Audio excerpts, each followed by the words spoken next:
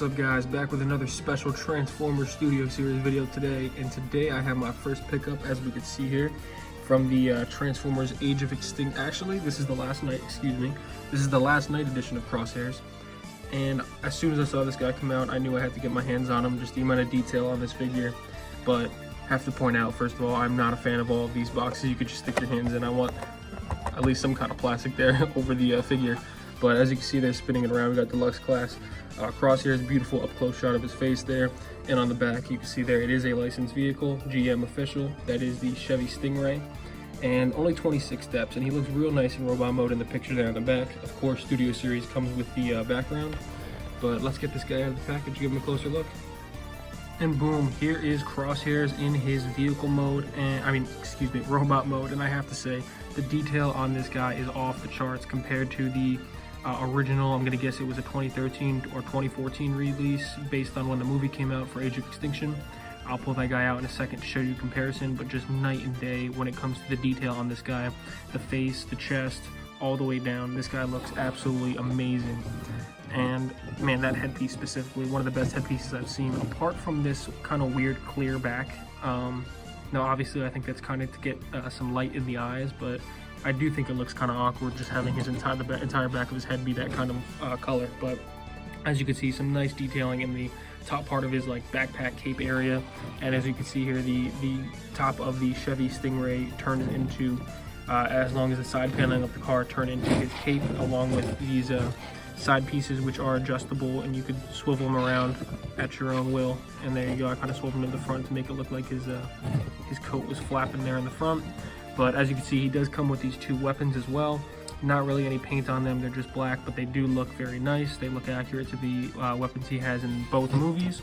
And all in all, just I am happy with this guy.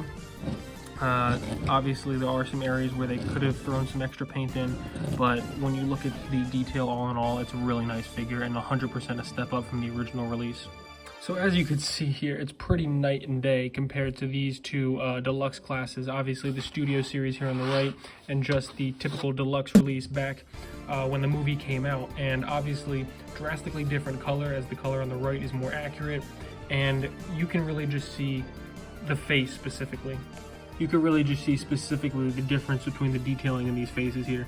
The face here on the old one, I mean the head sculpt in general, it just was extremely lackluster, not really all too accurate to the Crosshairs we see in the movie.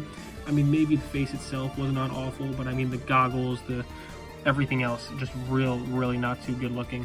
And while I don't hate this figure, it is night and day, as I've said again, comparing these two guys. And spinning them around a little bit to give you a look at the backpack on these two guys. This one was not awful. I mean, it's not awful and it's an easy transformation, but really just a significant upgrade in the Studio Series. And one thing, I think one of the most significant upgrades was adding this in as something you can just spin and turn around. Meanwhile, this was just a real uncomfortable, like rubber, you kind of had to fit these pegs into the chest, and it was just, as you can see, I couldn't even get him to slot in all the way.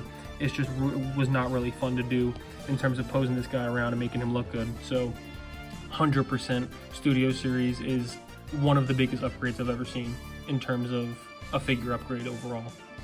And to bring in a comparison, this is not a Studio Series, but this is a fellow deluxe from, again, the 2014 release of the actual movie. There is high octane Bumblebee there, and I cannot wait to get a Studio Series of this figure, because I genuinely, obviously it's not perfect, but I really love this figure for what it is, especially the vehicle mode.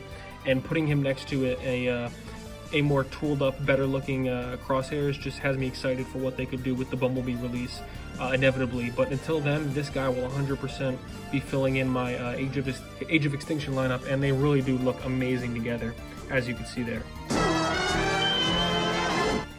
And boom, here we have Crosshairs in his Chevy Stingray alt mode, and this is a really nice looking car. Let me get this bowling alley out of the way, nonsense from the last night. But this is a very nice car, as you can see there with the spoiler. The spoiler does like popping out there, so you got to be careful with that. But you can tell they probably had this guy in vehicle mode and went to robot mode. One complaint there is you do see the top of Crosshair's head.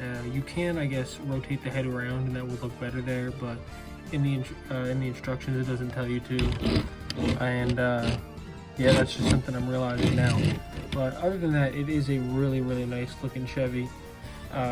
Really faithful to what we see on screen, and definitely, I would say the vehicle looks better than the robot. Although I really do like the robot, just because I think it's an upgrade over the original, in my personal opinion. I know that's not everyone's opinion on it, but I really do like there's a vehicle mode, as you can see, pops off again, the spoiler. But the vehicle mode is definitely one that you would want to display for sure, even if you don't want the robot. Now, given some comparison, I pulled in again the Bumblebee, high octane Bumblebee, and honestly, like I said, this guy still looks absolutely amazing. Even though he's not a studio series, he still looks amazing. One of the mainline deluxes. And I'm not showing off this guy, we're showing off this guy, but just as a size comparison, really works well with the standard deluxes, as all these studio series do. So overall, while I do really like this Crosshairs, especially over the original Crosshairs, especially because of this the head design and just the overall a lot more sleekness to it, I would not say it's one of my favorite studio series figures. Definitely not one of my favorite, just because it is still pretty, it's pretty clunky with the, I've had this guy for a week or two now after I kind of begun this review on him, and I mean, although I was really in love with him at first, there's a lot not to love about this guy. I'm not saying at all that he's a bad figure, but just not one of my favorites, you know. But still glad that I picked him up and added him to the collection. But yeah, I'm just kind of meh on this guy. But again, not a bad figure at all, and especially now because he is a newer release and he's super cheap. So if you want to pick up a Crosshairs, I would do it now. But that's really all I have to say about this guy.